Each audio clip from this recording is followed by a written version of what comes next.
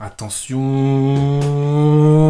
faut que j'arrête avec cette introduction. Top. Né le 19 août 1987 à Emmerich am Rhein, ça veut dire sur le Rhin. Mon parcours dans le sport automobile a connu pas mal de rebondissements. La plus grande des victoires de ma carrière n'est malheureusement pas dans le championnat où j'ai passé le plus de temps. Elle n'en est pas moins prestigieuse pour autant, car ce jour-là j'étais accompagné de Nick Tandy et Earl Bamber au volant d'une Porsche. Et cette victoire est arrivée pour ma première participation à cette course. Bien que mon talent et ma valeur soient reconnus internationalement, ce qui m'a valu d'être appelé plusieurs fois pour faire de l'intérim, je n'ai encore jamais connu le succès que je souhaite dans mon emploi actuel, et cela me vaut d'être le recordman du nombre de courses sans podium. Bon, celle-là en vrai, elle est pas dure, ou alors tu vis dans une grotte, je sais pas. Jouez le jeu et mettez votre réponse en commentaire, et aujourd'hui on parle de Nico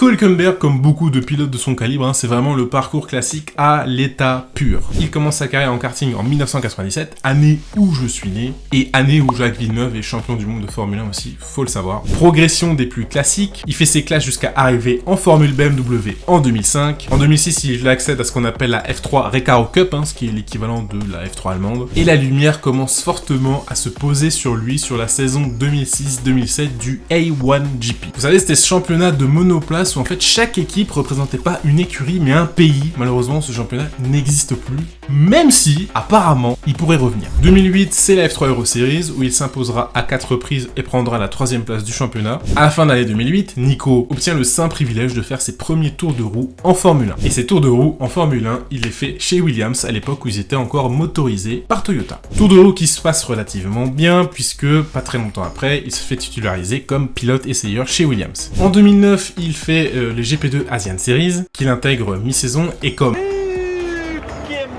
n'a pas ton temps, il claque direct la pole position. Parce que voilà, c'est la classe. Et ayant fait seulement 4 des 11 courses du championnat, il termine quand même 6ème au classement général. Direction ensuite le GP2, cette fois pas Asie, pareil logique, puisque généralement le timing des deux championnats le permet plutôt bien. Championnat qu'il fouettera d'ailleurs relativement fort, puisque de la 4ème place au général au bout de la 4ème course, il attrapera la première place après 2 victoires consécutives au Nürburgring, et il prendra en otage la première place jusqu'à gagner le championnat devant Romain Grosjean. On arrive en 2010 et c'est là que les choses sérieuses commencent. La F1, d'abord chez Williams. Et c'est un début en F1 relativement pas foufou, puisqu'il ne restera qu'une seule année chez Williams n'ayant pas été reconduit pour la saison 2011. Et ce malgré une pole position, d'ailleurs la seule de sa carrière il me semble, à 1 seconde devant son poursuivant le plus proche. C'est quand même pas mal, ainsi que plusieurs qualifications dans le top 10 et un rythme qui s'améliore au fur et à mesure de la saison et qui se rapproche de son coéquipier de l'époque, Rubens Barrichello. Pour 2011, il devient 3ème pilote Force India avant de finir titulaire pour la saison 2012 aux côtés de Paul Di Resta.